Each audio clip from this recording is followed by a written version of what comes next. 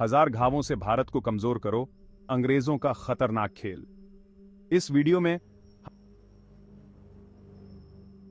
जिसमें उन्होंने हजारों घावों से भारत को कमजोर करने की कोशिश की, भारत को हजार जख्मों से कमजोर करना।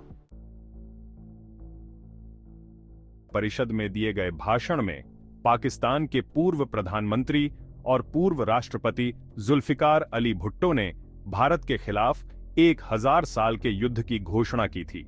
रीतिका शर्मा लिखती हैं कि पाकिस्तानी सेना प्रमुख जनरल जिया उल हक ने उग्रवाद और घुसपैठ के साथ गुप्त और कम तीव्रता वाले युद्ध का उपयोग करते हुए भुट्टो के 1000 साल के युद्ध को 1000 घाव के माध्यम से भारत को लहूलुहान कमजोर करने के सिद्धांत के साथ आकार दिया। इस सिद्धांत को पहली बार पंजाब में उग्रवाद के दौरान और फिर कश्मीर में उग्रवाद के दौरान पाकिस्तान के साथ भारत की पश्चिमी सीमा का उपयोग करते हुए लागू करने का प्रयास किया गया था। पाकिस्तान ने भारत के सीमावर्ती राज्यों जम्मू कश्मीर और पंजाब में धार्मिक राजनीतिक उथल-पुथल को भड़काने के उद्देश्य से एक दुर्भावनापूर्ण रणनीति तैयार की है। इस रणनीति में भारत के लिए महत्वपूर्ण समस्याएं हिंसा के कृत्यों का समर्थन और बढ़ावा देना शामिल है। सामरिक सिद्धांत की उत्पत्ति का श्रेय जुल्फिकार अली भुट्टो को दिया जाता है, जो उस समय जिन्होंने 1965 में संयुक्त राष्ट्र सुरक्षा परिषद में अपने भाषण के दौरान भारत के खिलाफ 1000 साल के युद्ध की घोषणा की थी। 1971 के युद्ध के लिए उनकी योजनाओं में संपूर्ण पूर्वी भारत को अलग कर उसे पूर्वी पाकिस्तान का स्थायी हिस्सा बनाना, कश्मीर पर कब्जा करना और पूर्वी पंजाब को एक अलग खालिस्तान में बदलना शामिल था। पाकिस्तान के विखंडन के साथ युद्ध समाप्त होने के बाद उन्होंने भारत पर 1000 घाव लगाकर संघर्ष जारी रखने का सिद्धांत प्रस्तुत किया। को नष्ट करने के अपने राष्ट्रीय लक्ष्य में पाकिस्तान की सफलता केवल अपनी राजनीतिक संरचना पर 1000 घाव करके ही संभव होगी, न कि सीधे पारंपरिक युद्ध के जरिए। घोषणा का एक उद्देश्य पाकिस्तान के सामने मौजूद आंतरिक समस्याओं से जनता का ध्यान हटाना था।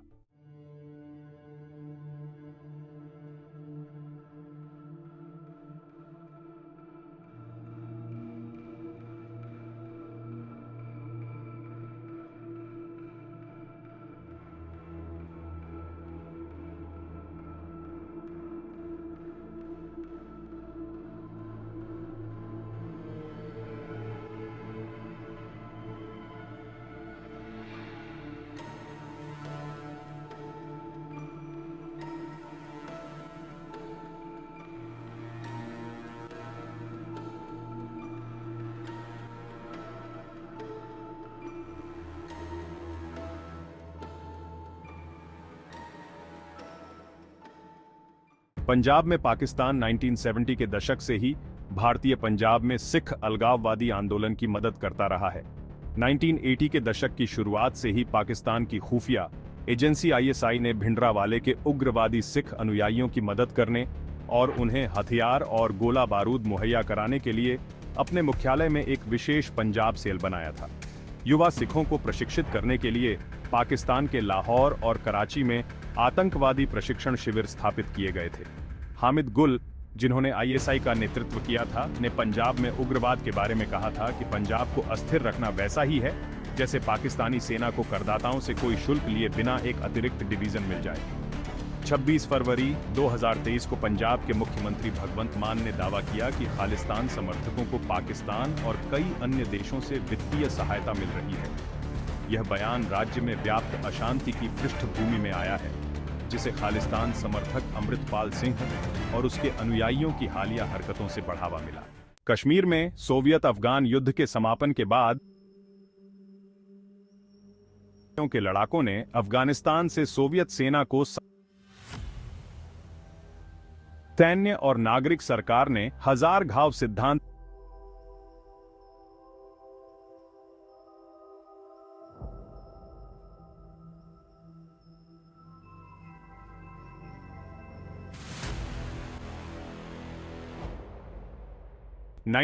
के दशक में कश्मीर क्षेत्र में सीमा पार आतंकवाद शुरू हुआ, क्योंकि सीमा पार से प्रशिक्षित समूह भारत में घुसपैठ कर रहे थे। कश्मीर में आतंकवाद कश्मीरियों का स्वतंत्रता संघर्ष है और पाकिस्तान ने उन्हें केवल नैतिक समर्थन दिया है। आईएसआई के महानिदेशक ने पाकिस्तान की नेशनल असेंबली में कहा कि आईएसआई कश्मीर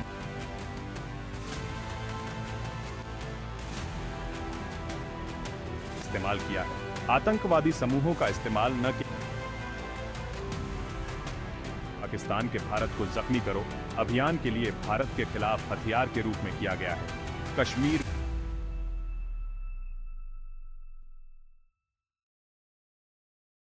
इसने पाकिस्तान के लिए बहुत कम लागत पर बलों को कश्मीर में बनाए रखा। साथ ही इसने यह सुनिश्चित किया कि भारतीय सेना पाकिस्तान को धमकी न दे सके। भारत के लिए भारी व्यय पैदा किया और इसे सैन्य और राजनीतिक दृष्टि। मई 1998 में भारत ने पोखरण 2 में अपने परमाणु हथियारों का परीक्षण किया, जिसके बाद पाकिस्तान ने भी परमाणु परीक्षण किया। कश्मीरी आतंकवादियों के रूप में प्रच्छन्न पाकिस्तानी सैनिकों की घुसपैठ के कारण नियंत्रण रेखा के भारतीय पक्ष में भौगोलिक रूप से सीमित कारगिल युद्ध हुआ, जिसके दौरान पाकिस्तानी विदेश सचिव शमशाद अहमद ने एक परोक्ष परमाणु धमकी जारी की कि हम अपनी क्षेत्रीय अखंडता की रक्षा के लिए अपने शस्त्रागार में किसी भी हथियार का उपयोग करने में संकोच नहीं करेंगे। 1999 में कारगिल युद्ध के बाद कारगिल समीक्षा समिति ने एक रिपोर्ट जारी की, जिसमें पाकिस्तान द्वारा भारत को नुकसान पहुंचाने की अवधारणा का संदर्भ दिया गया था।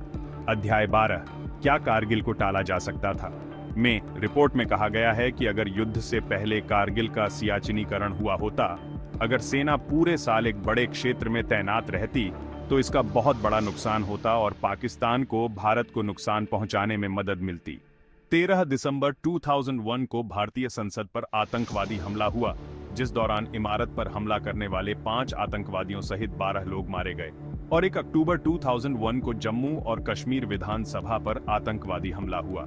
भारत ने दावा किया कि ये हमले भारतीय प्रशासित कश्मीर से लड़ने वाले 2 पाकिस्तान स्थित आतंकवादी समूहों लश्कर-ए-तैयबा और जैश-ए-मोहम्मद द्वारा किए गए थे, जिनके बारे में भारत ने कहा है कि दोनों को पाकिस्तान की आईएसआई का समर्थन प्राप्त है, लेकिन पाकिस्तान ने इस आरोप से इनकार किया है। भारत और पाकिस्तान के बीच 2001-02 के भारत-पाकिस्तान गतिरोध के लिए जिम्मेदार दोहरे हमलों के जवाब में भारत द्वारा सैन्य निर्माण शुरू किया गया था। सीमा के दोनों ओर और कश्मीर के क्षेत्र में नियंत्रण रेखा पर सैनिकों को एकत्र किया गया था। अंतर्राष्ट्रीय मीडिया ने दोनों देशों के बीच परमाणु युद्ध की संभावना और निकटवर्ती अफगानिस्तान में अमेरिकी नेतृत्व वाले आतंकवाद पर वैश्विक युद्ध पर संभावित संघर्ष के निहितार्थों की सूचना दी। अंतर्राष्ट्रीय कूटनीतिक मध्यस्थता के बाद तनाव कम हुआ, जिसके परिणाम स्वरूप अक्टूबर 2002 में अंतर्राष्ट्रीय सीमा से भारतीय और पाकिस्तानी सैनिकों की वापसी हुई।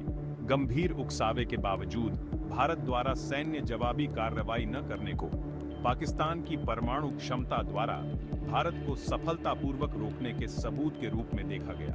डेविड ए रॉबिन्सन के अनुसार परमाणु प्रतिरोध ने कुछ पाकिस्तानी तत्वों को भारत को और भड़काने के लिए प्रोत्साहित किया है। उन्होंने आगे कहा कि पाकिस्तान की असमान परमाणु वृद्धि मुद्रा ने भारत की पारंपरिक सैन्य शक्ति को बाधित किया है और बदले में पाकिस्तान की महत्वपूर्ण प्रतिशोध के डर के बिना भारत को हजारों घावों से कमजोर करने की आक्रामक रणनीति को सक्षम बनाया है।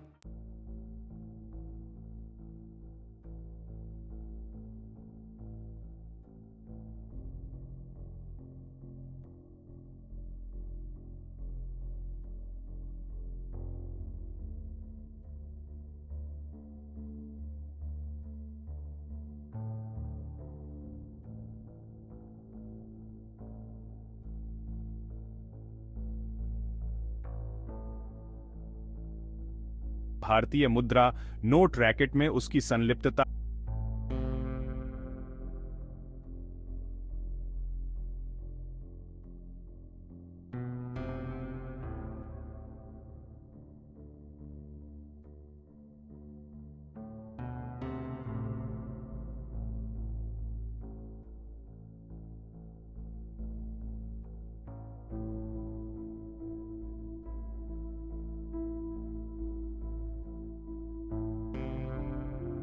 क्षेत्र उपलब्ध कराने के साथ साथ भारत में सीमा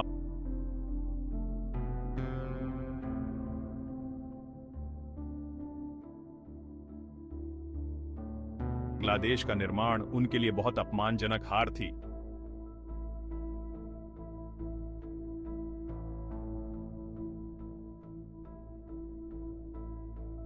बदला ले रहे हैं। 2018 में भारतीय सेना। पाकिस्तानी टिप्पणीकार परवेज हुडभॉय के अनुसार पाकिस्तान की हजार घाव नीति खस्ताहाल है। भारत अपनी ताकत को कमजोर किए बिना अपने नुकसान से उबरने में सक्षम था। अंतर्राष्ट्रीय समुदाय को जिहाद शब्द का उपयोग पसंद नहीं है और इस शब्द का इस्तेमाल अक्सर आतंकवादी संगठनों द्वारा उनके आतंकी कृत्यों को संदर्भित करने के लिए किया जाता है, जिसके कारण इस शब्द को आतंकवाद से संबंधित माना जाता है, भले ही यह शब्द वास्तव में उससे संबंधित न हो। पाकिस्तान द्वारा कश्मीर में जिहाद नामक गुप्त युद्ध जारी रखने से पाकिस्तान की कश्मीर नीति के लिए अंतर्राष्ट्रीय समर्थन में कमी आई है और हर जिहादी हमले से पाकिस्तान का नैतिक स्तर कम होता जा रहा है। FATF वोट के केंद्र में अंतर्राष्ट्रीय स्तर पर घोषित पाकिस्तानी आतंकवादी हाफिज सईद था, जिसे भारत जम्मू और कश्मीर में विभिन्न हमलों के लिए जिम्मेदार मानता है। मई 2016 में एक साक्षात्कार में अमेरिका में पाकिस्तान के पूर्व राजदूत ने कहा, पाकिस्तान जिहाद को भारत को नुकसान पहुंचाने का सस्ता विकल्प मानता है। सुरक्षा तंत्र आतंकवाद को अनियमित युद्ध मानता है। इस्लामाबाद को लगता है कि सैन्य समानता सुनिश्चित करने का यही एकमात्र तरीका है। हुसैन हक्कानी, 2016 में पाकिस्तानी राजदूत, बिजनेस स्टैंडर्ड व भारतीय एशियाई समाचार सेवा।